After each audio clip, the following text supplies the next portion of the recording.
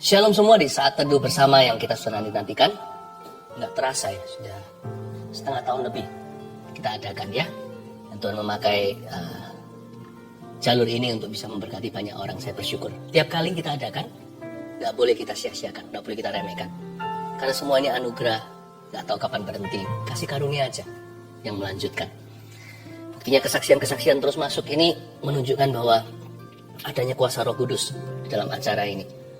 Saya bersyukur Tuhan hadir. Yang ini dari Nini. Shalom Pastor Philip, setiap Rabu, Sabtu saya ikut saat teduh. Dan selalu minta dukungan doa untuk anak saya Gracia, baik saat tes ataupun menunggu pengumuman dari tes CPNS. Puji Tuhan hari ini Jumat tanggal 30 Oktober pengumuman penerimaan dan anak saya Gracia lolos. Selamat Ibu. Dan untuk jawaban doa yang Tuhan berikan. Semua permohonan doa kepada Tuhan, kita doakan sama-sama ya. Cepat masukkan ke live chat. Karena nggak semua yang di hikmat marifat nggak harus disebut dalam nubuat. Tapi semua doa didengar. Buktinya seperti ibu ini mendoakan anaknya. Waktu kita sama-sama sepakat, di situ ada berkat korporat. Tuhan menurunkan jawaban. Kita nggak merasa sendirian bergumul dengan sesuatu. Ada saudara seiman dan tim doa yang terus mendoakan. Nanti juga tablet saya akan tumpang tangan di penghujung acara. Pastikan semua permohonan doa masuk ke sana. Ini dari Mazmur Sinulinga. Wah, namanya bagus, Mazmur.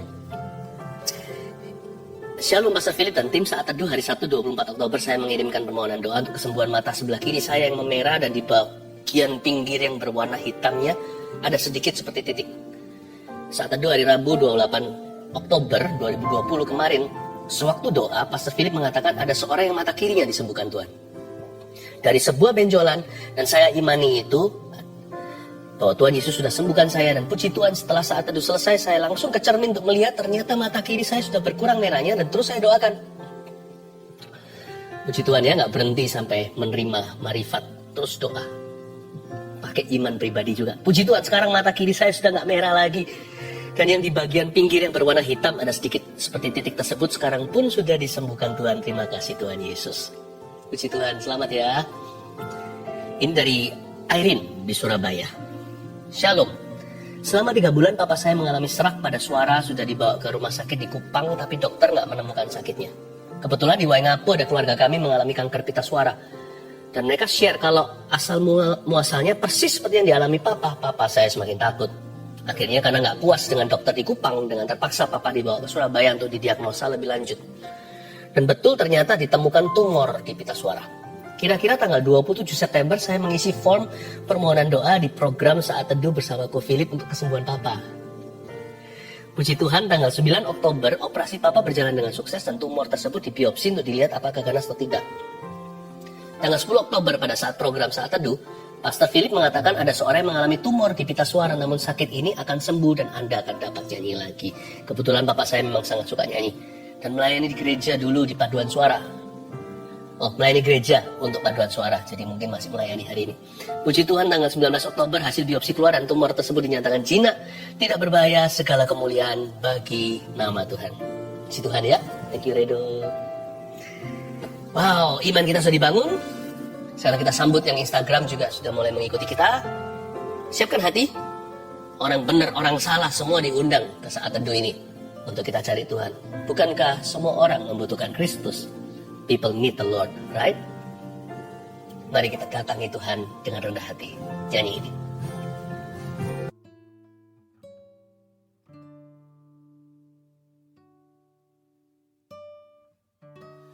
Selamat malam semua, apa kabar? Shalom, shalom. Dan kalau yang nggak live nanti menyaksikan video ini, di jam berapapun Anda menyaksikan ini, Tuhan ada di situ, ya. Kita mulai dengan kesaksian seperti biasanya. Live chat juga sudah buka. Ini kan YouTube Live. Anda bisa sampaikan permohonan doa. Mulai sekarang bisa komunikasi dengan kami. Tim sudah ready. Saya bacakan dulu kesaksian. Ini dari kesaksian saat teduh yang lalu. Yang ini namanya Indah. Bulan Juli salah satu saat teduh, Pastor Philip bernubuat bulan Agustus adalah bulan titik balik. Akan ada deal-deal yang dari Tuhan. Akan ada jabat tangan sebagai tanda kesepakatan. Saat itu saya menerima dengan bingung. Bagaimana caranya ya Tuhan, dalam waktu dekat ada rumah kami yang bisa deal Usaha suami saya di dunia properti pengembang, dan saya adalah agen properti. Akhir Juli kira-kira tanggal 28, ada deal harga dan kami diberi DP salah satu rumah kami. Dan tepat bulan Agustus tanggal 6, kami ada jabat tangan di notaris, transaksi jual beli, seperti yang dinubuatkan Pastor Philip. Kemudian Pastor Philip doa minta perpanjangan waktu sampai bulan September. Dan benar-benar luar biasa Tuhan itu. Di akhir September kami deal harga lagi, satu rumah yang lebih kecil. Dan tanggal 12 Oktober kemarin kami jabat tangan sekali lagi di notaris untuk pelunasan rumah. Padahal rumah ini sudah 3 tahun nggak bisa dijual. 3 tahun belum bisa terjual, tapi justru di saat pandemi malah bisa terjual dan cash lagi pembelinya. Dahsyat. Sungguh bersyukur buat apa yang Tuhan berikan kepada kami. Puji Tuhan. Saya senang sekali mendengarkan orang yang bersyukur ya. Tuhan itu baik. Yang ini kesaksian dari tim live chat, tim doanya. Jadi yang melayani nggak dilupakan ternyata. Give, it will come back to you. Ini agak panjang, kesaksian luar biasa. Kira-kira hampir 1 bulan saya sering gatal-gatal di seluruh badan, rasanya nggak enak. Seperti panas, perih, sampai mau garuk-garuk saja. Puncaknya hari Senin, 12 Oktober, tiba-tiba dilekukan tangan seperti pecah-pecah kering. Lalu mulai mengelupas perih, warna merah dan keluar darah dikit-dikit. Lalu di pergelangan tangan kiri dan semua lengan saya seperti ada kulit mengkerut dan berubah warna jadi coklat seperti kulit kering. Lalu tanggal 14 Oktober saya tugas live chat. Jadi nggak dengerin Ko Philip saat teduh. Tapi saat itu suami saya mengikuti saat teduh bersama Ko Philip. Malam harinya saya sudah tidur. Sama suami saya saat teduhnya diputar ulang lagi. Saat di akhir Ko Philip bilang, ada seseorang perempuan yang Anda punya alergi tertentu. Itu ditimbulkan oleh lemak dalam tubuh Anda. Karena badan Anda gemuk, lifestyle Anda tidak sehat. Lemak itu membuat badan Anda gatal sampai dilekukan tangan merah-merah seperti darah keluar. Dan Ko Philip bilang kalau Anda dijamah Roh Kudus saat ini dan Anda disembuhkan, dalam sebulan berat badan Anda akan turun sampai 5 kilo. Lalu malam itu Sandy Imani namanya nih, dan doakan bahwa itu saya dan saya pasti disembuhkan. Waktu pagi hari bangun tidur sama Sandy, saya diputarin saat teduhnya Ko Philip, dan waktu Ko Philip bernubuat buat orang yang sakit gatal-gatal, kita langsung toleh-tolehan. Sandy cuma bilang, kamu gak doa sama Tuhan masalah gatalmu itu, tapi Tuhan tahu detail loh, detail sekali segala yang kamu perlukan. Saya memang gak doa sama Tuhan masalah gatal yang saya alami, karena saya kira kulitnya kering saja karena jarang sekali punya waktu perawatan tubuh seperti dulu. #efek sibuk kerja. Terus juga jarang makan sayur. Saya baru sadar ternyata hal sekecil itu pun bahkan tidak saya pikirkan bisa jadi masalah kalau Tuhan tidak campur tangan. Tapi puji Tuhan, Yesus tahu apa yang saya butuhkan. Puji Tuhan sekarang sudah nggak gatal lagi. Tangan yang bagian lekukan sudah kering, tidak merah-merah sampai seperti darah keluar. Lalu di lengan juga merah-merahnya sudah kering. Di pergelangan tangan juga perlahan kulit mengkerutnya memudar. Dan pasti sudah nggak perih lagi. Lalu yang lebih wow, berat badan saya setiap hari sedikit-sedikit turun. Belum drastis, tapi sekarang sudah 70 sampai 71 kiloan dari yang sebelumnya 76,4 kilo. Melalui kejadian ini saya belajar bahwa ketika kita belajar hidup sungguh dengan Tuhan, kita nggak usah khawatir tentang apapun, karena Tuhan sendiri yang turun tangan, yang cover kita hingga detil-detil hidup kita. Apa yang kita pikirkan, apa yang kita butuhkan, apa yang kita perlukan, bahkan sampai apa yang tidak kita pikirkan, yang tidak dilihat mata, tapi kita perlukan, Dia yang menyediakannya bagi kita. Vina dan Joel. Haleluya. Haleluya, saya terharu. Tuhan itu kerjanya dahsyat, nyata sekali. Hari ini giliranmu. Ayo bawa hati untuk menghadap Tuhan Yesus. Dan Insta Live juga sudah bergabung. Mari kita semua satukan hati, satukan iman, bahwa pengharapan kita yang pupus kepada Tuhan. Mari kita menyembah. Apa yang paling nikmat saat kita bersaat teduh? Yaitu kalau kita berdoa dan membaca firman bersama-sama dengan keluarga. Saya berharap Anda satu keluarga juga sama-sama sudah siap menerima firman Tuhan hari ini. Saya bacakan dulu kesaksian untuk menguatkan Anda sekalian, sehingga berkat Tuhan akan mengalir dengan limpah, bahkan di dalam rumah tangga setiap keluarga saat teduh tercinta. Saya bacakan ya. Herlianti memberi kesaksian begini. Sejak saat saya mulai ikut saat teduh bersama, saya merasakan mujizat Tuhan. Ketika pastor doakan orang yang asma dan infeksi saluran kantong kemih, saya imani. Dan tanpa sadar saya sering kambuh infeksi saluran kantong kemih. Ternyata setelah didoakan pastor, tidak pernah kambuh lagi. Saya percaya Tuhan Yesus sudah sembuhkan saya. Anak saya dulu, kalau dia batuk dan tidak cepat diberi obat, biasanya bisa sampai sesak nafas. Dokter pernah bilang itu asma. Namun sekarang asma itu sudah tidak kambuh lagi. Walaupun anak saya kena batuk, puji Tuhan Yesus, Ia sudah sembuhkan kami. Terima kasih Tuhan, terima kasih Pastor Philip. Tuhan Yesus memberkati pelayanannya. Haleluya. Asma, batuk, sakit apapun, yang ringan maupun berat, dalam Kristus selalu ada harapan ya. Ibu Linda, saya didiagnosa positif COVID-19 di awal Juni 2021. Awalnya, saya tidak merasa gejala apa-apa. Ketika saya konsultasi dengan dokter penyakit dalam, tidak ditemukan tanda-tanda penyakit COVID-19 itu. Dan saturasi saya pun baik-baik saja. Namun rasa takut dan sakit serupa mah itu selalu muncul saat subuh. Sakit sekali rasanya, sampai-sampai saya kesulitan untuk bernafas. Suami saya yang berbeda kepercayaan mulai mendoakan saya dan meminta saya mempercayai keyakinannya. Namun saya menolaknya dan tetap teguh percaya bahwa Tuhan Yesuslah satu-satunya juru selamat. Suatu hari ketika saya menyaksikan saat teduh bersama, Pastor Philip Mantova bernubuat tentang seorang ibu yang minum obat penenang dan obat mah, ibu itu akan sembuh total. Saya dikuatkan dan beriman bahwa hal itu adalah nubuatan untuk saya. Semenjak hari itu, rasa sakit dan kekhawatiran berlebihan itu perlahan-lahan hilang. Dan saya sudah jarang minum obat lagi. Jiwa saya makin dikuatkan, terutama melalui persekutuan dalam CG. CG di sini cell group ya. Banyak orang memiliki masalah jauh lebih pelik dari saya, tapi kami semua dapat tetap saling menguatkan. Saya percaya hanya Tuhanlah andalan saya. Haleluya. Bukan hanya disembuhkan, tapi juga memperoleh komunitas rohani yang saling menunjang. Puji Tuhan ya, saya berdoa juga keluarga saat teduh tidak ada satupun yang yatim piatu rohani. Semua akan menemukannya. Saya percaya Tuhan memberi kita rumah, bukan hanya di sorga, tapi juga di bumi ini. Yaitu saudara seiman yang peduli. Elita Siregar. Shalom, saya seorang ibu rumah tangga yang selama 10 tahun dipercayakan Tuhan merawat seorang anak cerebral palsy. Selama 10 tahun itu pula saya terus melanjutkan kuliah.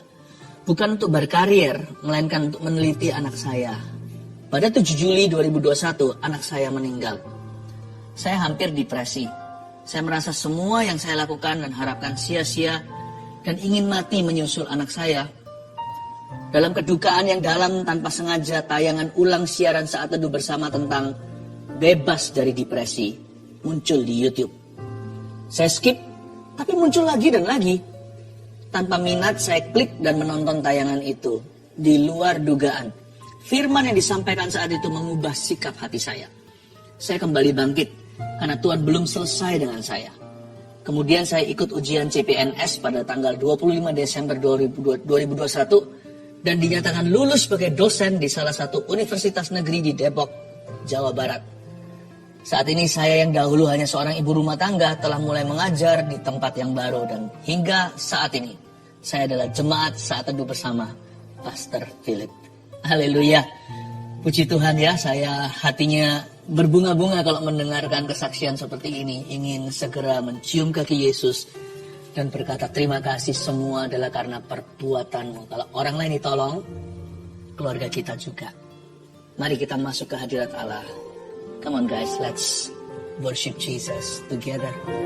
Welcome di saat teduh yang sudah dinanti-nantikan semua orang. Hari ini kita mau masuk hadirat Tuhan, minta Tuhan menguji hati kita, sehingga hati kita senantiasa dibersihkannya. Sebelumnya saya bacakan kesaksian terlebih dahulu untuk menguatkan iman setiap orang yang berkumpul dengan sesuatu. Yang ini dari Jasmine di New York. Shalom Pastor Philip dan tim. Saya tinggal di New York hampir 10 tahun bersama keluarga. Di sini saya pelajar dan mengambil sekolah kedokteran. 2 tahun terakhir ini adalah masa yang sangat sulit untuk saya karena nilai ujian screening untuk masuk sekolah kurang baik. Dari apply sekian banyak sekolah, saya tidak dapat interview. Saya merasa lelah dan mau menyerah untuk menjadi dokter. Tapi Tuhan Yesus kita sangat baik dan selalu tepat waktu di dalam bekerja. Di salah satu saat teduh Pastor Philip di awal tahun ini, saya dengar bahwa ada anak yang akan masuk sekolah kedokteran. Pastor Philip bilang untuk coba lagi dan jangan menyerah. Pastor juga bilang, selamat, Anda akan menjadi dokter.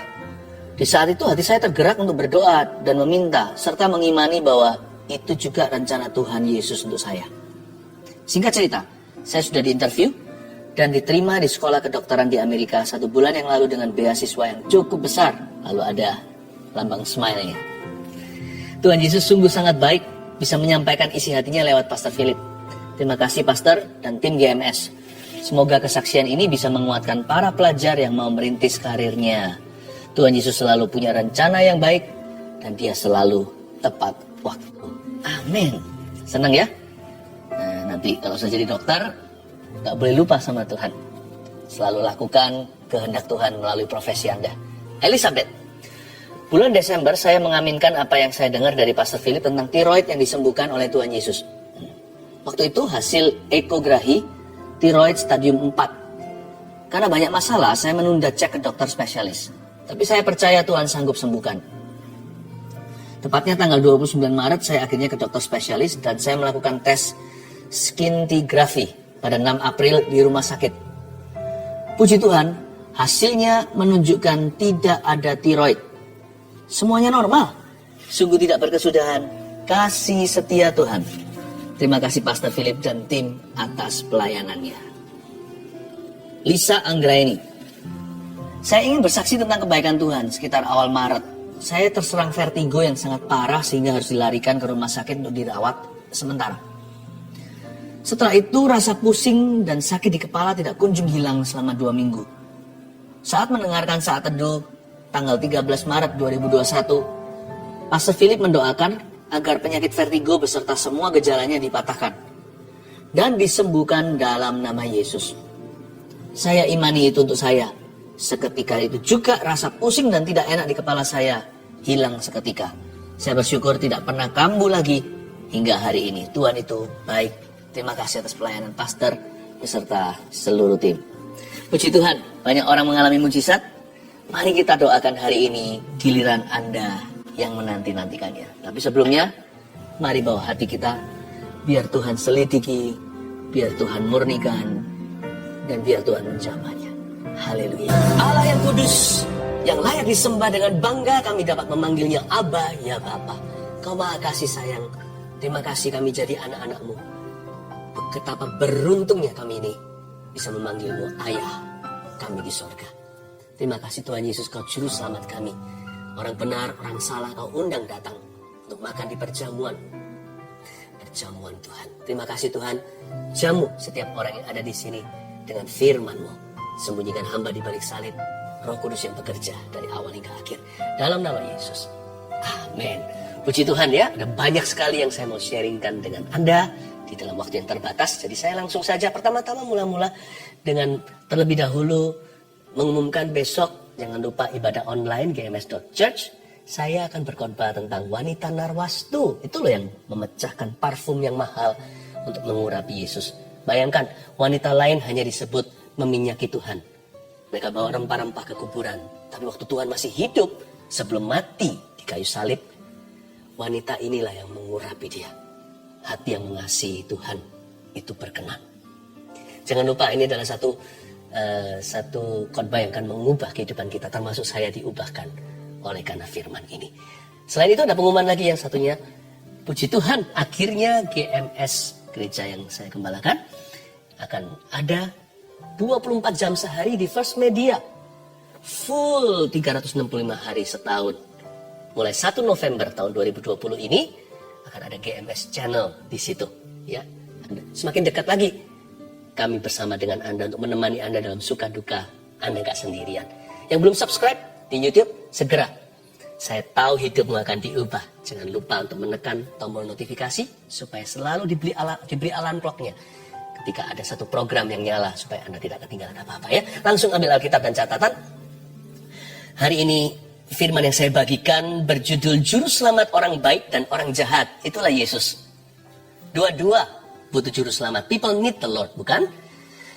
Lukas pasal 15 ayat 11 sampai 24. Juru selamat orang baik dan orang jahat di Alkitab kita judulnya perumpamaan tentang anak yang hilang. Yesus berkata lagi, ada seorang mempunyai 2 anak laki-laki. Kata yang bungsu kepada ayahnya, "Bapa, berikanlah kepadaku bagian harta milik kita yang menjadi hakku." Lalu ayahnya membagi-bagikan harta kekayaan itu di antara mereka. Bermula dari ayat yang ke-11, 12, seorang bapak dalam perumpamaan Yesus punya 2 anak laki-laki, si bungsu dan si sulung. Ini melambangkan Anda dan saya. Si sulung itu alim sekali dari kecil, gak pernah berulah.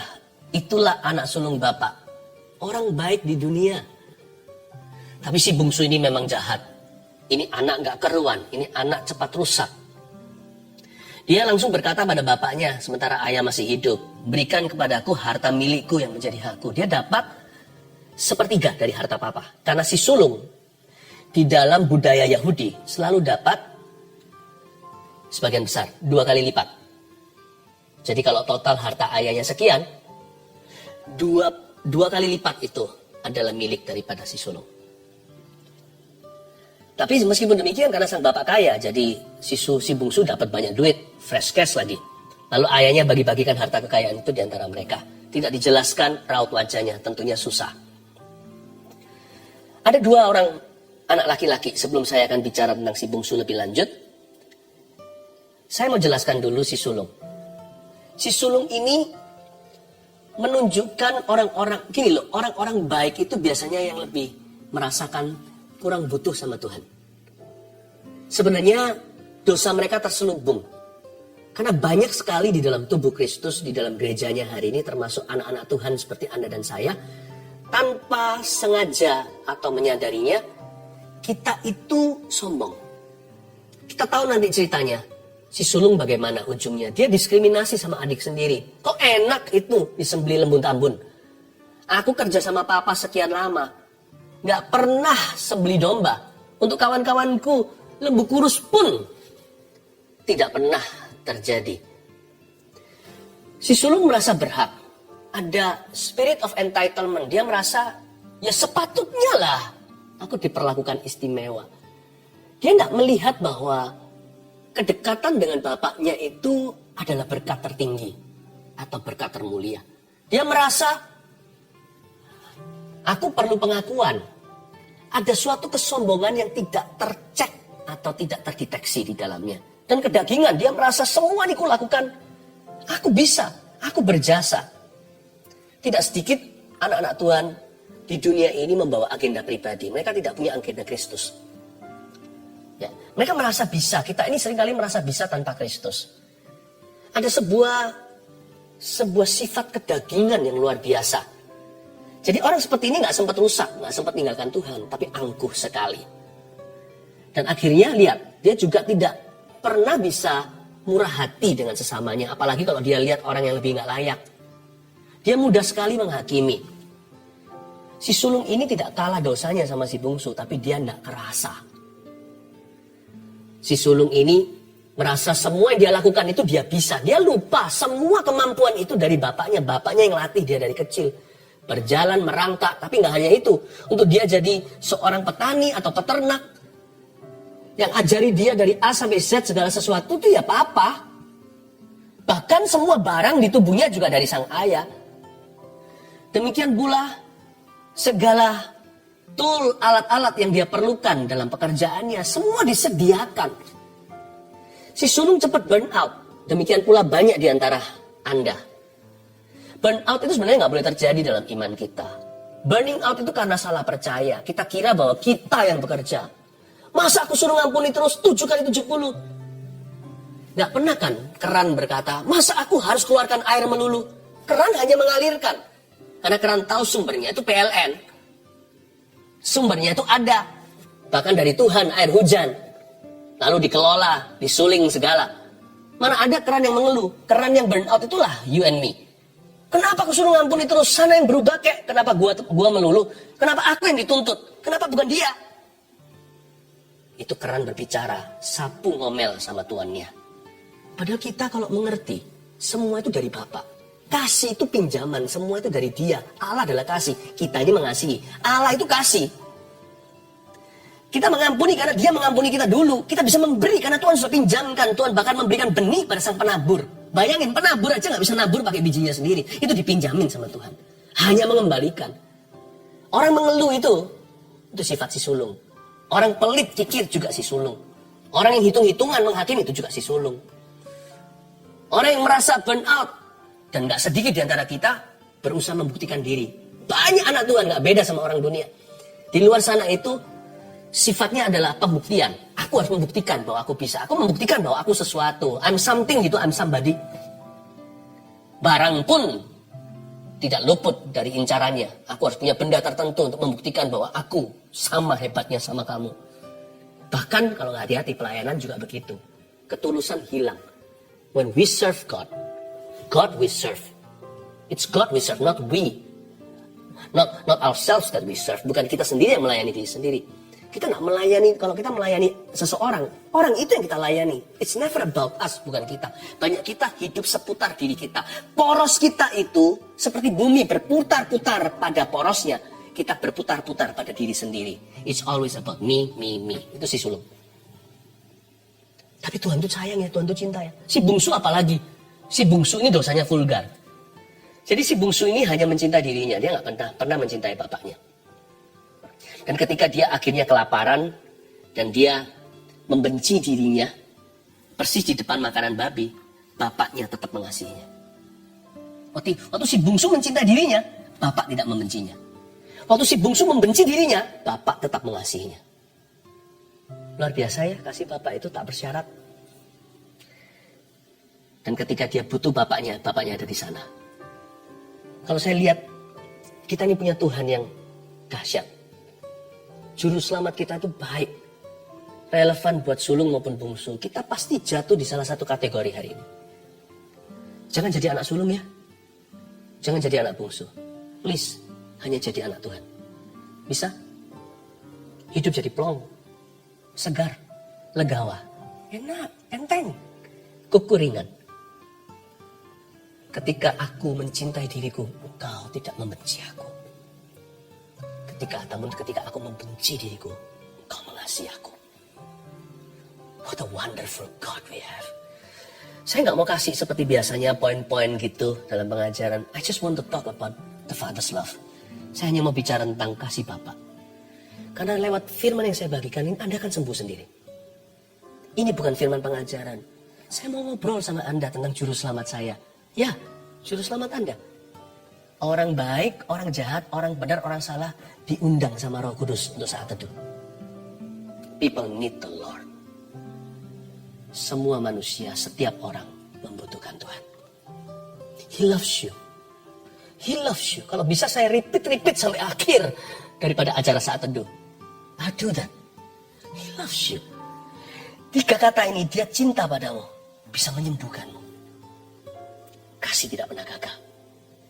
Dia minta bagian harta miliknya yang menjadi haknya, lalu Bapa memberikan. Ayat 13. Beberapa hari kemudian anak bungsu itu menjual seluruh bagiannya itu lalu pergi ke negeri yang jauh. Di sana ia memboroskan harta miliknya itu dengan hidup berfoya-foya. Setelah dihabiskannya semuanya, timbullah bencana kelaparan di dalam negeri itu dan ia pun mulai melarat. Timbul bencana kelaparan, mungkin nggak secara harafiah dalam hidup kita. Buktinya barusan sebelum saat teduh sudah makan malam. Atau kalau yang nggak live ini, tadi kan sudah sarapan. Bencana kelaparan ini juga bisa diartikan secara rohani. Apart from Christ, di luar Kristus, kalau kita jauh dari Tuhan ya hidupnya, dan kalau kita tidak mau tinggal dalam kasih Bapa, namun dalam keangkuhan hati kita sendiri, sehingga kekristenan tidak menjadi hubungan pribadi, tapi menjadi roh agamawi, sadari, rohmu lapar. Ini bukan lapar, haus lapar akan kebenaran. Ini kelaparan karena jauh dari Tuhan. Rohmu lapar. Nggak bisa bahagialah, percayalah. Bahagiamu semu. Sementara saja. Hanya memiliki barang, ada thrill atau adrenalin yang keluar. Hanya berapa hari, kemudian jadi biasa lagi. Hanya Tuhan yang bisa mengenyangkan. Ada satu ruang di dalam hati setiap kita yang persis plek, pas dengan size-nya Yesus. Yang tidak terukur itu. Persis dengan wujudnya Tuhan. Tidak bisa diisi dengan harta, pengakuan, rekan, kawan, pacar. Tidak bisa diisi dengan cinta dunia. Bahkan tidak bisa diisi dengan keluarga. Only Jesus can fill that part of your heart. Waktu Tuhan Yesus mengisi hatimu, segala sesuatu akan mengisi tempatnya sendiri. Karena Tuhan itu kalau nomor 1, nomor 2, 3, 4, 5, seterusnya. Berada pada tempatnya.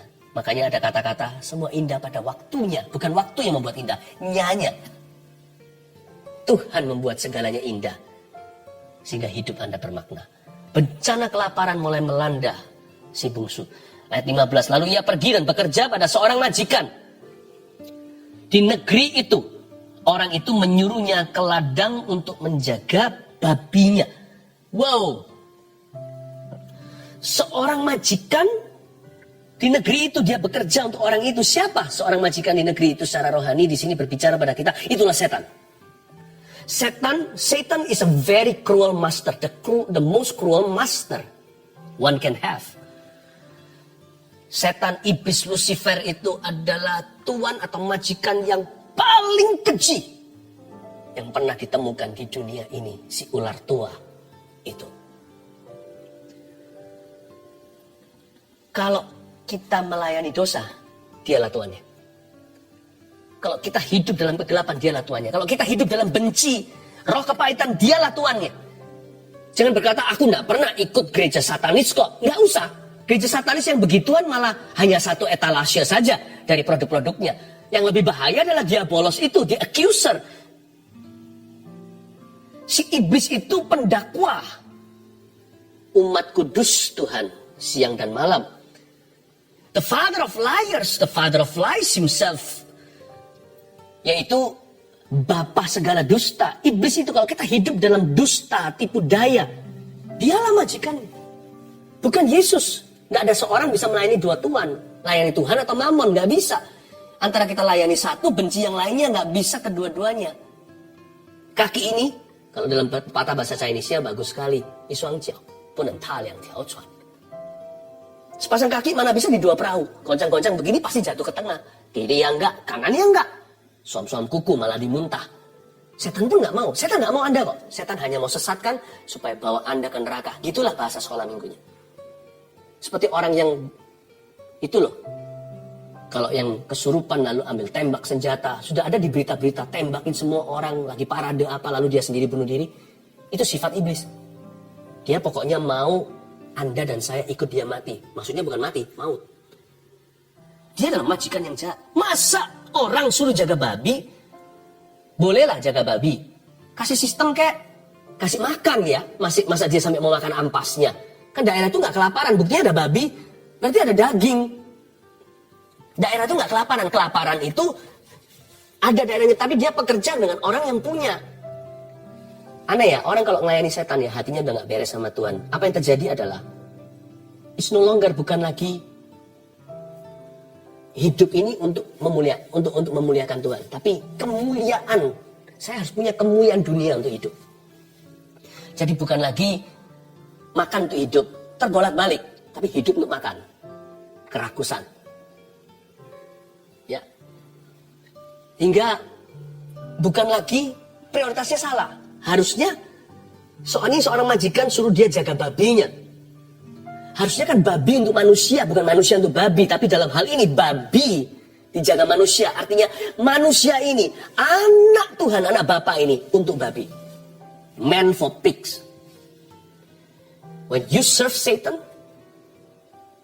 your life will serve his purpose. Even though you could be as rich as one can be, sekalipun Anda bisa sekaya apapun juga, konglomerat sebagaimana, tidak berarti hidupmu mulia. You'll be reduced to things. Anda akan diturunkan harganya oleh setan ke level barang. Gak peduli semahal apa barang itu, Anda dinilai hanya dengan barang. Dan nilaimu hanyalah benda.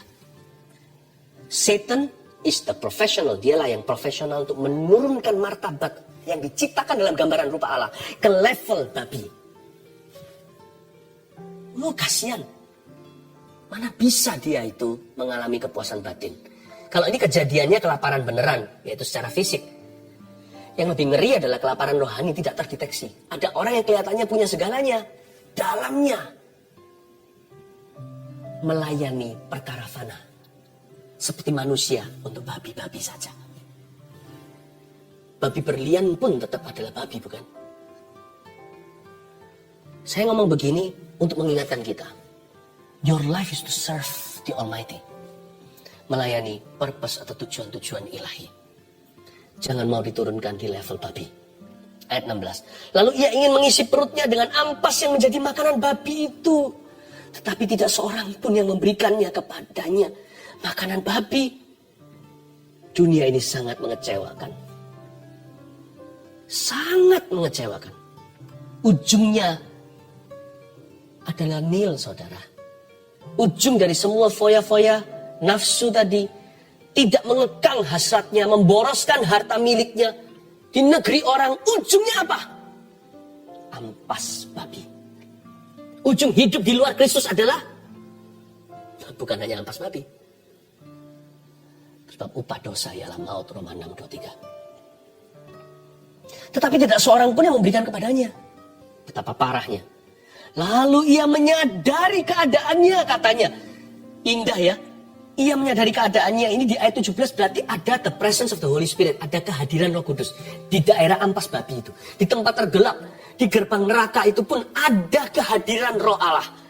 Kalau nggak gitu, dia nggak mungkin insaf akan dosanya. Dia bisa menyadari keadaannya.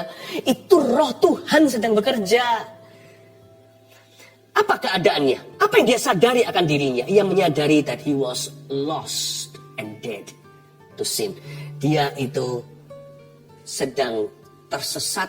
Dia menyadari bahwa dia sedang mati. I once was lost, but now I'm found. Was blind, but now I see. Dulu aku hilang, sekarang ditemukan. Dulu aku buta, sekarang dapat melihat. Dia sadar betapa butanya dia sekarang. Betapa tersesatnya, betapa banyaknya, ayat 17 berikutnya, betapa banyaknya orang upahan Bapakku yang berlimpah-limpah makanannya, tapi aku di sini mati kelaparan. Dia tiba-tiba ingat pegawai papanya, betapa banyaknya orang upahan Bapakku, tiba-tiba dia mengeluhkan ayahnya yang selama ini dia abaikan. Dia berkata, Papaku itu majikan terbaik, gak ada sebaik ayah saya. Aku gak pernah lihat master, tuan, majikan, bos seperti dia. Saya bisa bayangkan bapaknya itu seperti Boas. Waktu datang ke pengirikan, datang ke ladang, ke sawah. Dia sebut, dia panggil shalom. Pegawai-pegawainya menyambut dia dan berkata, damai sejahtera Tuhan, kemakmuran bagi Anda. Seorang yang baik hati. Yang bergaul merakyat dengan semua. Dia bilang, upahan bapakku loh diperlakukan seperti anak. Aku ini anak orang diperlakukan seperti hewan. Dia menyadari keadaannya, betapa banyaknya orang upahan papaku. Dia sadar bahwa papanya the best master in the universe. Majikan yang paling bagus di seluruh dunia ini. Saya beritahu ya, Yesus adalah Tuhan yang paling baik dalam hidup ini. Don't serve any other. Saya ngomong dengan orang-orang yang selama ini menyembah apa yang mati. Aku punya Allah yang hidup. Aku panggil dia Abba ya Bapa. Rohnya tinggal di dalam diriku. Namanya di sini. Namanya tidak kelihatan. Di dahiku tertulis nama Kristus. Aku telah diselamatkan. Kalau Anda belum, segera. Kalau Anda mundur, ya ampun, kembalilah Tuhan ampuni. Kalau Anda suam-suam kuku selama ini, kenapa? Kenapa sih? Kenapa harus suam-suam kuku? Engkau melayani majikan yang paling baik, kenapa burn out? Bukannya harus sukacita. Melayani Tuhan itu selalu manis. Saya ngomong begini pada orang yang kehilangan kasih mula-mula. Come back please. Oh no, bukan come back. Sulung. Sadar. Sadarlah. You're the luckiest child. Oh, anak yang paling beruntung di dunia ini. Tapi aku nih, aku kan gak punya ini. Tapi aku kan belum bisa begitu. Aku belum membuktikan diri. Come on lah. Roh yatim piatu sedang ngoceh di dalam jiwa kita. Lebih baik jadi yatim piatu beneran. Tapi sifatnya anak. Saya pernah ketemu dengan beberapa yatim atau yatim piatu. Tapi anak banget. Orangnya ceria, positif dengan hidup ini. Nggak pesimis tapi optimis, bisa menguatkan orang lain, punya tujuan hidup. Tapi saya lihat orang-orang yang hidupnya harusnya nyaman, yatim piatu, luar biasa. Kurang ini, kurang itu, papaku nggak bagus, ini. Selalu ada selalu ngomel melulu. Lalu ia menyadari keadaannya. Sadari, you have the best master. Tapi aku punya banyak masalah. Aduh, betul, ikut Tuhan itu banyak masalah. Saya beritahu, saya janji deh. Saya alami juga soalnya. Tapi mending saya punya masalahnya Tuhan daripada masalahnya setan. Ya kan? Saya mending punya masalah ngikut Tuhan. Karena ngikut Tuhan. Akibat ngikut Tuhan. Pikul salib maksudnya. Daripada saya punya masalah karena sahabat setan. Atau saya nggak punya masalah meskipun sahabat setan. Masalahnya ditumpuk kemudian. Di kehidupan yang akan datang. Saya lebih baik melalui pencobaan. Tapi bersama dengan Kristus di lembah kekelaman. Saya ngomong gini bukan teori ya. Saya alami setiap hari. Saya alami dari waktu ke waktu. Pastor Philip punya masalah. Ya of course lah. Cubit saya ini daging dan darah. Cuma saya tidak hidup untuk masalah. Saya tidak makan. Saya tidak hidup untuk makan. Saya tidak hidup untuk babi. Saya lalui. Saya hidup untuk Kristus. Mati adalah keuntungan. Lalu ia menyadari keadaannya ayat 17. Katanya, betapa banyaknya orang upahan Bapakku yang berlimpah-limpah makanannya. Tapi aku di sini mati kelaparan.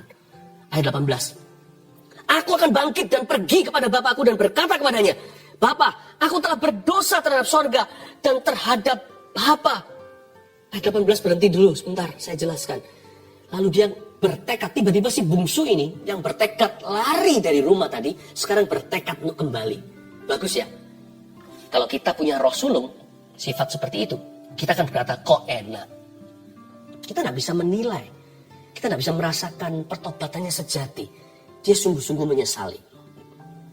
Aku akan bangkit dan pergi. Saya beritahu, kalau Anda salah jalan ya, saya tahu jalan pintas kembali apa? Tahu? Langsung kembali. Jangan bertele-tele, jangan muter-muter. Tapi kok enak, Pastor Philip. Mana bisa saya langsung berputar haluan kembali. Langsung kembali. Apapun konsekuensi, langsung kembali ke Tuhan. Udah, jalan paling pintas untuk kembali ke jalan yang benar adalah kembali. Kembali, segera kembali. Udah, jangan hitung-hitungan, jangan berkata, tapi apakah aku layak dan sebagainya, itu urusan nanti. Nanti kita mau dihajar malaikat, urusan sana. Nanti kita mau dihukum Tuhan, lebih baik dihukum oleh Tuhan daripada jatuh ke tangan setan. Pokoknya balik dulu. Kalau kita salah sesuatu ya, kembali. Ada jalan kembali namanya I'm sorry. Kenapa si bungsu bisa langsung kembali? Karena dia sadar bahwa dia sebenarnya adalah orang yang berutang sama bapaknya, bukan pada majikan setan itu. Jadi kita ini orang yang berutang budi sama Tuhan selamanya, bukan berutang pada dosa karena kita sudah dibeli dengan darah yang mahal. Jadi kita berhak at any time kalau kita salah, kita langsung berbalik arah. Meskipun balik arah itu kadang-kadang masih ada ekstra bagasinya. Mungkin ada konsekuensi. Lalui nggak apa-apa. Pokoknya hati langsung 180 derajat. Jangan pelan-pelan 90 derajat dulu. Kembali itu harus total, radikal, harus seluruh. Kalau bicara soal hati, harus penuh. Jangan separuh-separuh jalan, setengah-setengah meskipun tetap ada prosesnya. Dalam kehidupan ini ada yang instan, ada yang tidak, ada yang progresif. Yang penting hatinya kembali dulu ke Tuhan. Mengapa? Karena Anda dan saya adalah orang yang berhutang pada Kristus, bukan berhutang pada dosa. Jadi kita tidak perlu lampu hijau, tidak perlu peneguhan, nggak perlu extra reason atau alasan lebih untuk kita kembali. Makanya ada ayat di Yesaya begini, dari jalan kau pergi kembalilah. Engkau dijual dengan cuma-cuma, melacurkan diri istilahnya, kembali dengan cuma-cuma. Just come back. Kalau kita belum dosa, just don't do it. Apapun perasaanmu, tapi aku sudah serempet-serempet Tuhan, just don't do it. Tapi aku udah terlanjur lihat itu, just don't do it, matiin sekarang. Yang penting bagi Tuhan adalah future. Ke depan ini, just don't do it, jangan dilakukan. Jangan berkata tapi. Jangan ada lengket lemnya di belakang, karena setan paling suka itu, namanya perangkap orang-orang benar. Karena dia itu kerjanya lewat satu cara, dakwah, tujuan. Jadi kalau kita sudah melakukan dosa 20%, Lihat 80%-nya, 20% nanti urusan dengan Tuhan. Pokoknya balik dulu. Tapi aku tadi sudah, biarin, just don't continue. Jangan lanjutkan. Dan kalau kita sudah jatuhnya 100%, tiba-tiba 20% sadar, cepat pakai 20% tiketmu itu, kembali dan lari. Tapi aku sudah terlanjur jatuh, nggak ada terlanjur. Tadi pergi dengan cuma-cuma kan, nggak bye-bye pamitan sama Tuhan dulu kan, langsung hilang. Nggak kelihatan ekor dan buntutnya, langsung kembali. Langsung aja setor kepala ke Tuhan Yesus. Mau dipentung malaikat juga setor kepala ke Tuhan dulu. Langsung kembali dengan 20% tiket itu, langsung lari seperti Yusuf dari rumah Potifar. Kalau Yusuf belum jatuh dalam dosa, sekalipun jatuh dalam dosa 7 kali ada jatuh, tidak akan tergeletak sebab Tuhan menopang tanganmu. Sebab Tuhanlah kepadanya kau berutang budi kembali. Pakai 20% itu, lari sekencang-kencangnya. Nanti Tuhan kuatkan Anda untuk kembali 100%. Jangan mikir apa ya. Kita tuh berhutang tidak kepada dosa, tapi kepada Allah. Kalau dosa, just don't do it. Kalau kembali, just do it. Kalau dosa, jangan lakukan. Cukup, titik, sudah. Nggak usah banyak-banyak berdialog dengan setan. Jangan lakukan. Tapi kalau kembali pada Tuhan, lakukan saja. Nggak usah dialog juga dengan masa lalu. Kembali dulu. Lakukan saja. Just do it. Ya. Aku akan bangkit dan pergi kepada Bapakku dan berkata kepadanya. Lalu ada berkata kepadanya, siapkan perkataan. Dia berkata kepadanya, Bapa, aku telah berdosa terhadap sorga dan terhadap Bapa. Waktu Anda kembali, siapkan kata-kata yang tulus dari hati. Nggak usah ditata. Nggak usah bersanjak ria. Cukup dibunyikan antara Anda dengan Tuhan, tapi dari hati dan lubukmu yang terdalam, dan berkata, Tuhan, I'm sorry, akui kesalahanmu, aku salah, aku bodoh. Udah, nggak usah kalimat berikutnya bodoh-bodohin diri. Aku salah, aku bodoh. Tuhan, aku serahkan jiwaku kepadamu, kau selalu benar dalam penghakiman. Aku siap terima apapun konsekuensinya, asal jangan buang aku. Mazmur 51, pengakuan dosa Daud dalam hal Batseba, dia berkata dalam Mazmur, Cast me not away from thy presence. Take not your Holy Spirit from me. Jangan ambil rohmu daripadaku. Jangan buang aku dari hadiratmu. Pokoknya itu. Terserah Tuhan mau diapakan. Lihat ya. Bawa kata-kata. Dia berkata kepadanya. Itu sudah diplanningkan di benak pikirannya. Ayat 19. Aku tidak layak lagi disebutkan anak Bapa. Jadikanlah aku sebagai salah seorang upahan Bapa. Dia minta dijadikan salah seorang upahan. Itu upahan harian. Bukan upahan tetap. Itu pegawai yang gak menentu. Dia berkata, Tuhan, Bapak, aku kembali dulu. Apapun konsekuensinya. Jadi kalau Anda kembali itu berkata, whatever the consequence, give me the strength to bear. Yang pasti aku mau taat mulai hari ini. Apapun konsekuensinya. Dia sadar bahwa dia bisa saja ditolak, bisa saja menjadi salah seorang upahan Bapak. Tapi karena dia sangat mengenal hati Bapaknya, dia berani datang karena dia tahu dia tidak akan ditolak. Tapi dia jadi apa, dia nggak tahu nanti kemudian hari. Dia berkata, salah seorang upahan Bapak aja. Asal engkau menerima aku. Apapun konsekuensinya, tak apa-apa asal aku tidak lagi jauh daripadamu. Maka bangkitlah ia ayat 20 dan pergi kepada bapaknya. Ketika ia masih jauh, ayahnya telah melihatnya. Ini yang terkenal ya dari cerita ini. Lalu tergeraklah hatinya oleh belas kasihan. Ayahnya itu berlari mendapatkan dia, lalu merangkul dan mencium dia. Ayah itu berlari mendapatkan dia. Garis bawah itu, selalu ada kasih dulu sebelum pertobatan. Bahwa Anda dan saya masih bisa bertobat ketika salah, itu pun bukti bahwa kasih Allah masih ada. Pertobatan adalah hembusan dingin sejuk daripada kasih itu, membuat kita nggak tahan di ampas babi. Berlari mendapatkan dia, kasih Tuhan itu memulihkan. Ayat 21, kata anak itu kepadanya, Bapak, aku telah berdosa terhadap sorga dan terhadap Bapak. Aku nggak layak lagi disebutkan anak Bapak. 21 garis bawahi kata anak itu. Loh, tadi kan sudah dicium sama bapaknya. Dirangkul, bapaknya berlari mendapatkan dia. Terus ngapain anak itu masih berkata-kata? Sekalipun Anda sudah dijamah, sekalipun kita sudah diampuni, tetap kita perlu mengaku atau pengakuan dosa. Suami istri berantem, suami yang salah, pernah kasar katakan. Meskipun mereka sudah baik-baik, udah rangkul istrinya, I love you, dan sudah diterima, tetap si suami hutang sesuatu dan berkata, honey, I'm sorry. I'm sorry yesterday I was rough on you. Sorry ya, kemarin aku kasar sama kamu. Hubungan kita dengan Tuhan itu kan seperti pernikahan. Seperti ayah dan anak juga. Seperti hamba dan Tuhan. Jadi kalau Anda masih perlu doa, doa itu gampang kok, nggak perlu diatur, apalagi kalau sendirian. Apa adanya. Saya kalau doa juga nggak seperti ceramah, saya ngomong apa adanya. Kadang-kadang salah, taruh kata-kata, it's okay, normal, saya pun juga. Kata anak itu. Jadi tetap perlu pengakuan ya. 1 Yohanes katakan gini, barang siapa mengaku dosanya, Tuhan itu setia dan adil, akan mengampuni kita akan dosa kita, menyucikan kita dari segala kejahatan kita. Jadi ada ruang dalam iman kita, hubungan kita dengan Tuhan, namanya pengakuan. Confession of sin. Kata anak itu kepadanya, dan sebagainya. Ayat 22. Tetapi ayah itu berkata kepada hamba-hambanya, ini indah. Saya jelaskan signifikansinya. Ayah itu berkata kepada hamba-hambanya, lekaslah bawa kemari jubah yang terbaik. Kata jubah yang terbaik di situ adalah jubah terakhir yang dia pakai sebelum dia pergi. Ternyata digantung dan di laundry sama papanya. Disimpan kalau anak itu kembali. Isn't a father wonderful? Lekas bawa ia kemari. Kemari jubah yang terbaik, itu bukan beli lagi. Kapan papanya beli lagi? Boro-boro pergi shopping, papanya dikduk hatinya. Merasakan kapan ini anak kembali. Kan dia punya hak bebas, bukan? Everyone has free will choice.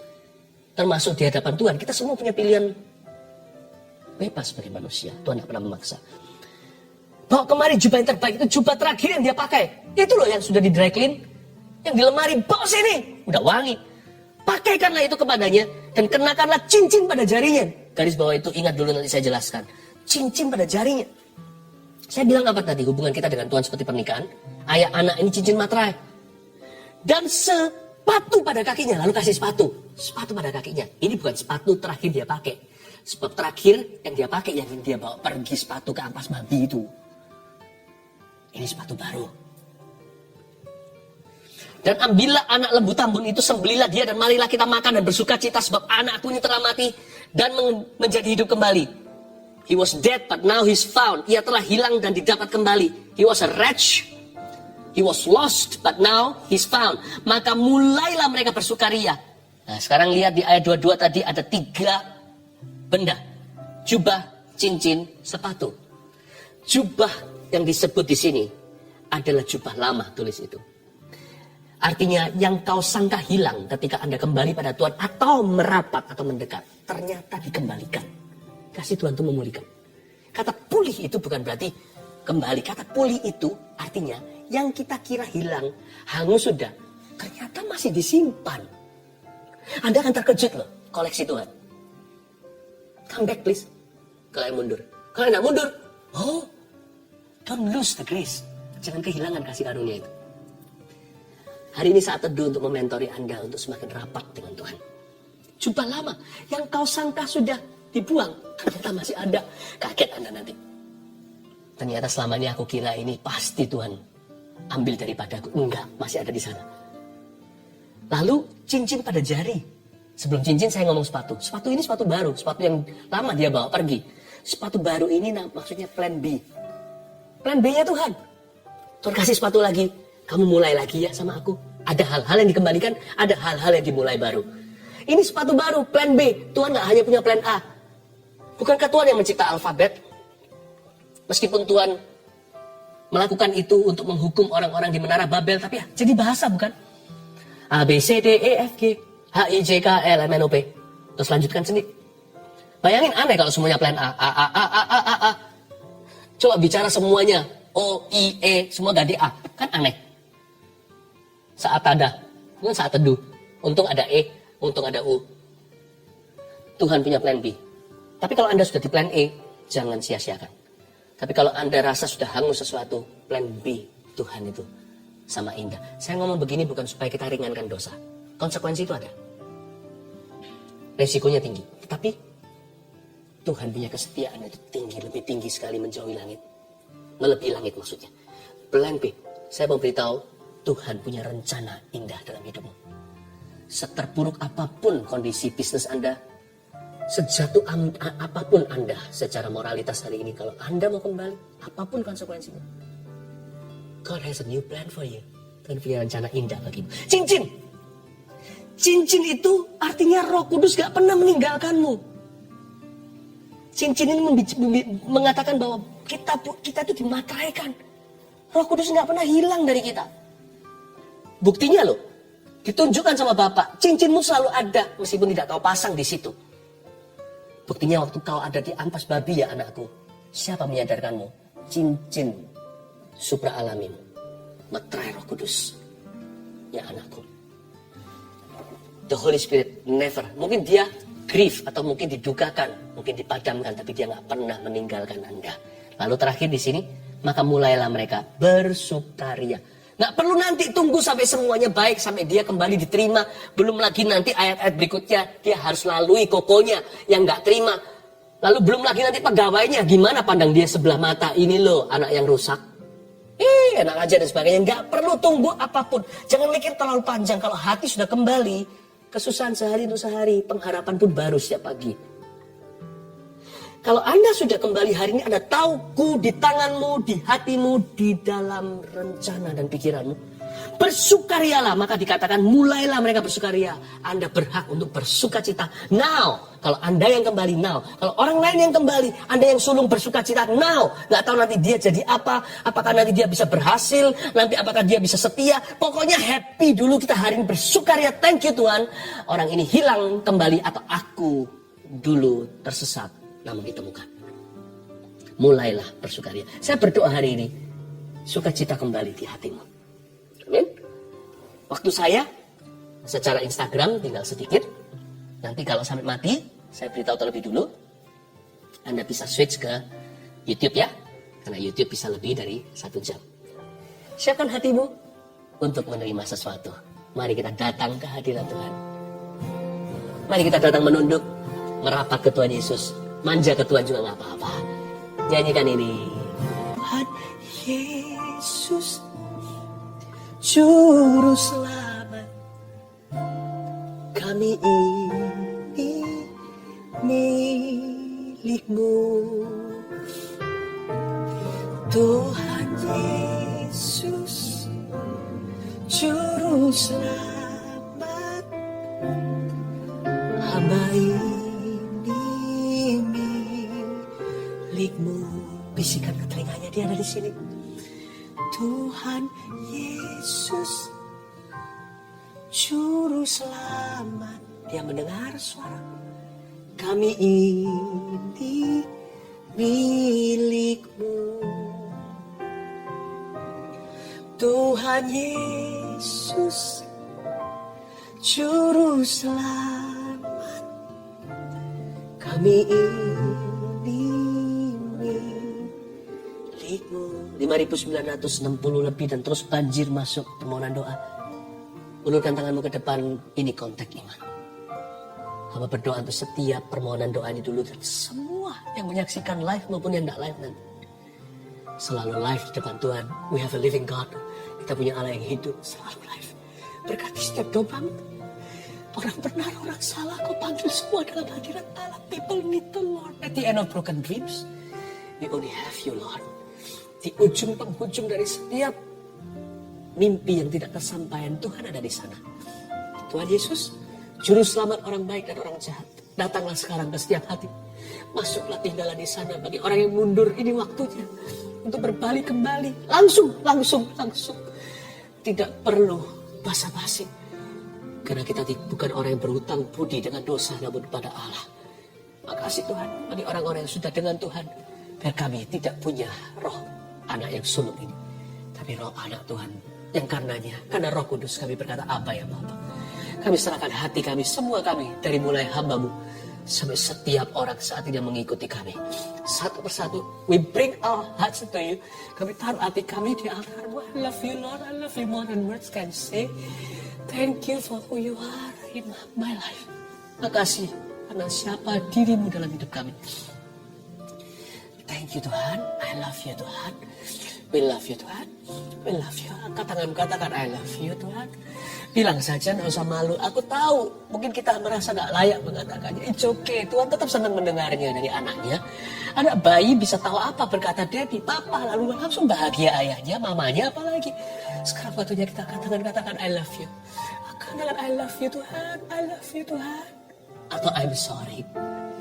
Tuhan itu ada di sini. Tuhan Yesus, Juru Selamat, kami ini milik-Mu.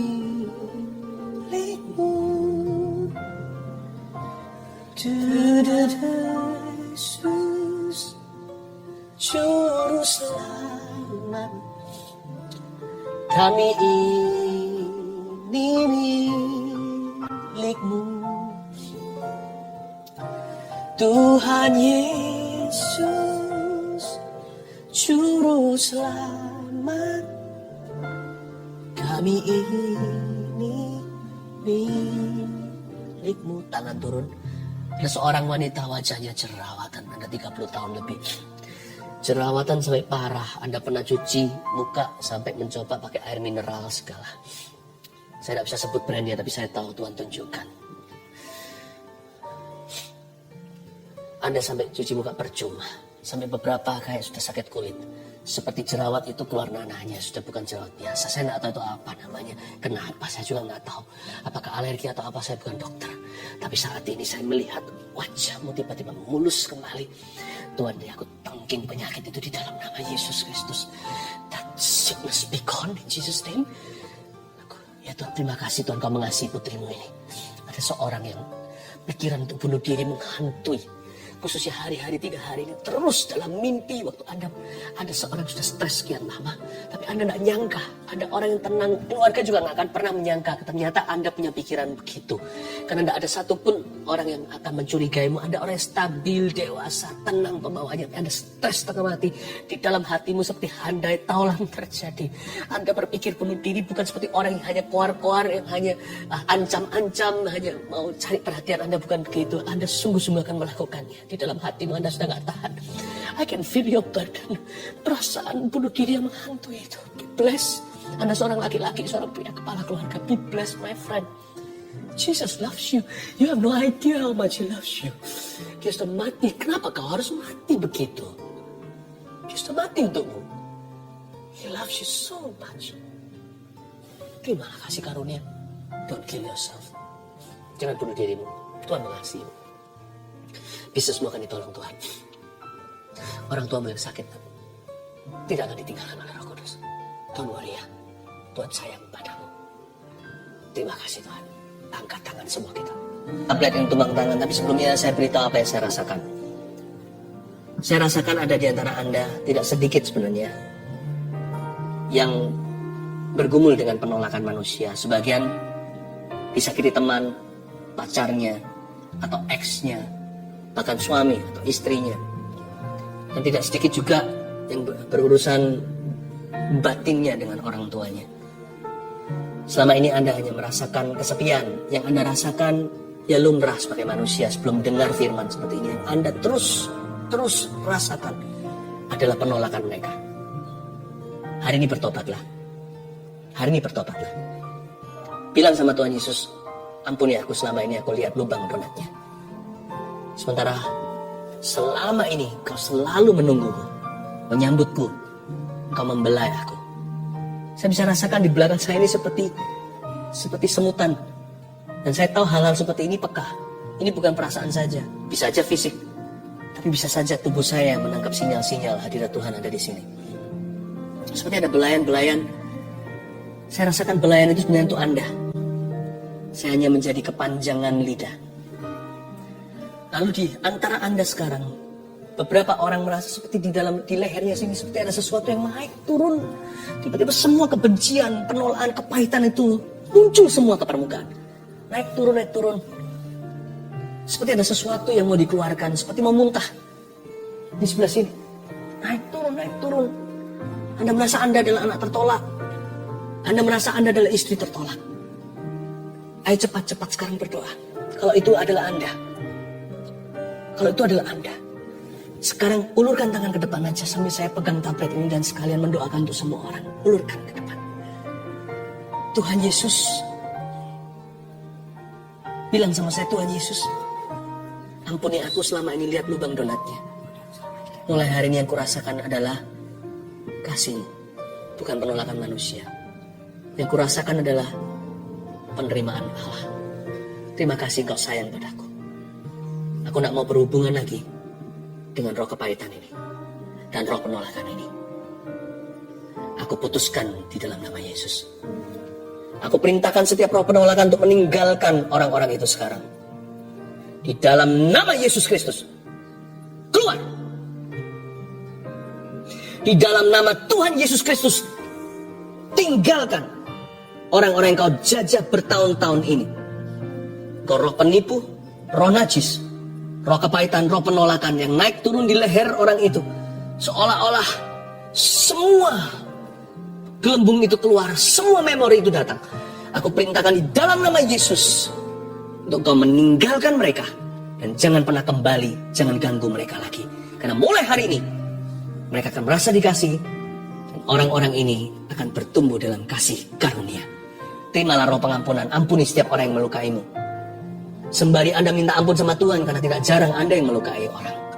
Tapi sekarang terimalah pengampunan, sambil terus semuanya diulurkan tangan, diangkat tangannya. Dan permohonan doa terus masuk tablet yang saya pegang dan juga dipegang oleh tim saat ini. Oh Tuhan, terima kasih. Ora makapata kamaya ramatakam. Roh Kudus jamah, kau mengasihiku. Tetap diulurkan tangannya. Roh Kudus akan minister dia. Lebih dari yang kuduga, bahkan bisa aku. Thank you Lord. Tiada menyadarinya, kau sentuh hatiku dengan kasih yang sempurna. Kau menyayangiku lebih dari yang ku rasa. Saudara-saudara yang mau berdoa untuk memperoleh keturunan yang selama ini belum diberkati dengan momongan, Anda letakkan, kalau suami istri di sini, kalau Anda sama-sama saat teduh, please gandeng tangan. Mama atau sang istri bisa pegang ke perutnya sebagai simbol aja kekandungannya, atau bisa bergandengan tangan dengan pasangannya. Tuhan Yesus, hamba berdoa. Simpel saja doa, tidak seperti orang Farisi yang bertele-tele. Aku berdoa untuk momongan yang dari Engkau, yang terbaik dari yang pria maupun yang wanita, dari suami maupun istri. Ya Tuhan Yesus, Kau titipkan ke dalam kandungan itu. Hamba berdoa di dalam nama Yesus untuk bibit unggul, benih-benih yang ilahi. Ya Tuhan, keturunan-keturunan yang diberkati. Ingatlah mereka ketika hari ini suami istri ini berdoa. Ingatlah mereka. Ku berkati di dalam nama Yesus kehidupan di dalam sang suami, dalam tubuh sang suami. Benih di dalam diri sang suami. Dan ku berkati kandungan di dalam tubuh sang istri. In Jesus name. Mulai sejak saat ini Tuhan akan membuka tingkap langit dan mendengarkan doa ini dan menjamah. Letakkan tangannya semuanya. Ada seorang anak yang baru saja ulang tahun 4 tahun. Anda berkata seperti ini, orang tua. Aku percaya nanti ulang tahun ini ada mujizat terjadi. Dia berbicara, tapi sampai sekarang belum berbicara. Waktu kemarin dia ulang tahun, Anda kecewa sekali rasanya kok Tuhan tidak dengarkan doa. No. Yesus datang terlambat untuk membangkitkan 4 hari, ingat. Dia sudah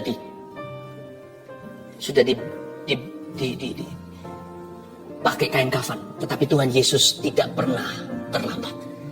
Sejak saat ini saya berdoa di dalam nama Yesus Kristus dan menubuatkan, anak Anda akan berbicara, akan datang waktunya, dia selalu berbicara, sampai-sampai Anda berkata, tolong kasih mama waktu.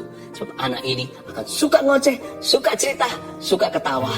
Terimalah untuk keluarga Anda di dalam nama Tuhan Yesus Kristus. Haleluya. Pohon zaitun itu perlu waktu untuk bertumbuh. Nggak bisa langsung dipetik buahnya. Tapi kalau sudah bertumbuh, dia bisa lama. Pohon ini bisa sampai ratusan atau ribuan tahun. Pohon zaitun ini nggak main-main. Pohon zaitun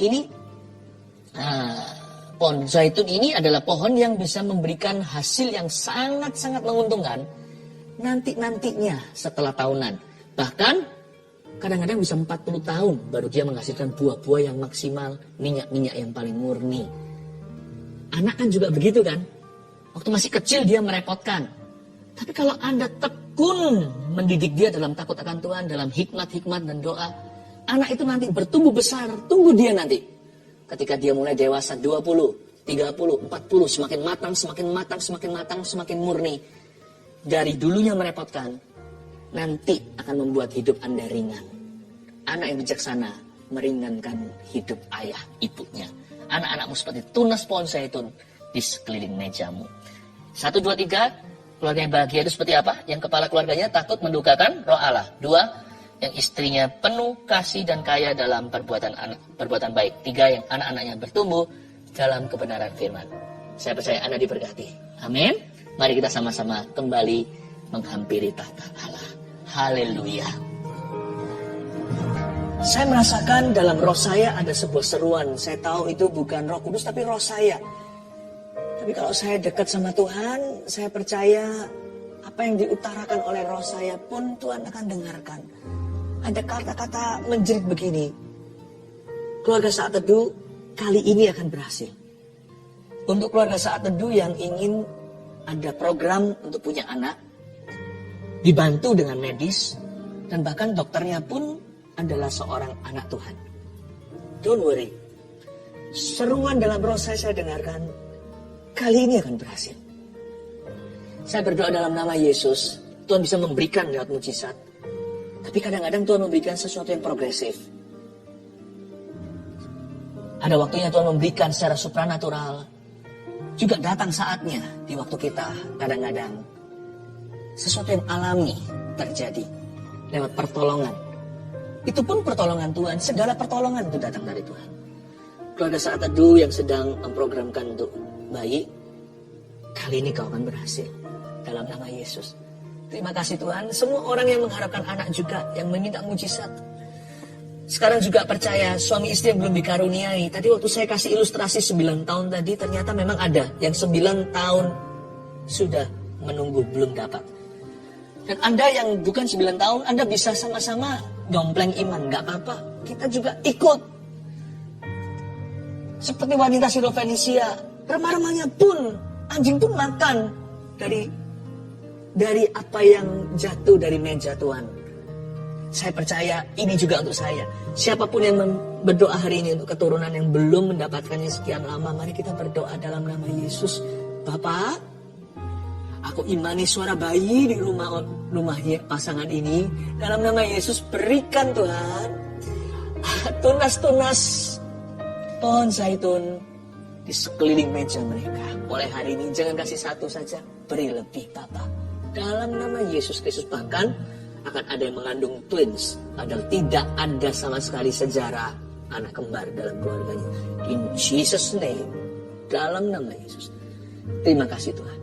Kami mengucap syukur kepadamu semua yang memasukkan permohonan-permohonan doa lewat live chat dan komentar di kolom komen. Saya berdoa semuanya untuk mengulurkan tangan ya, kita sama-sama mengulurkan tangan. Dengan demikian kita seperti bergandeng tangan. Bapak, aku tumpang tangan dalam nama Yesus. Hamba minta ya Tuhan mujizat yang dinanti-nantikan untuk mereka. Hari inilah hari yang dijadikan Tuhan. Mari kita bersuka cita di dalamnya Tuhan Bapa yang baik. Aku percaya keluarga Saat Teduh masing-masing memperoleh satu rahmat dari Engkau. Hari ini ketika kami Saat Teduh bersama. Kasih satu rahmat, kasih satu berkat. Dalam nama Yesus. Haleluya, haleluya, amin.